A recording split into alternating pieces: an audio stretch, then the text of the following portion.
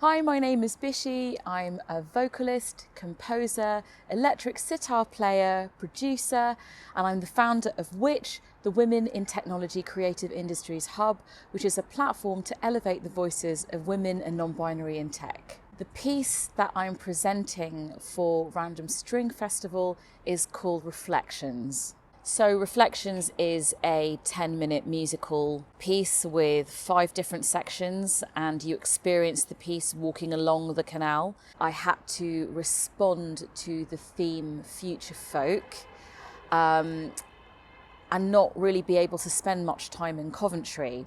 My original idea for the piece was to make a legacy piece reflecting on Coventry's musical icons and Coventry's history with anti-racism, and to try and find people who would be their contemporaries matching now as an idea. However, in the small amount of time that I was able to come up to Coventry, I was really stunned by these iconic spaces like the cathedral ruins, the canal basin, the canal itself.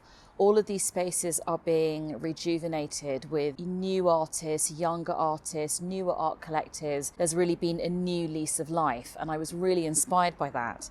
So in my research, I ended up interviewing the iconic new wave and punk singer Hazel O'Connor, and we started talking about a Hindu sacred text called the Bhagavad Gita. And she was talking about energy and creativity and how that can never really die. And that's really where the entire basis of the piece really came together.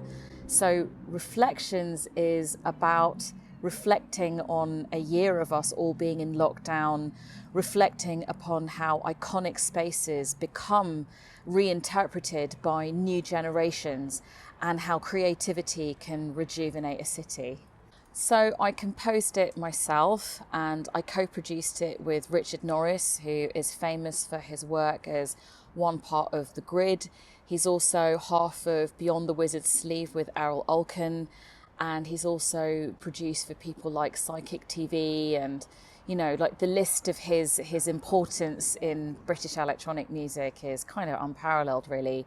But I was also really lucky that I worked with 2 brilliant composers, one called Anna Phoebe, who's playing the violin on this piece. Anna is very well known for her work with people like Nitin Sawhney. She was on tour with Roxy Music for a really long time. She plays with Erlen Cooper.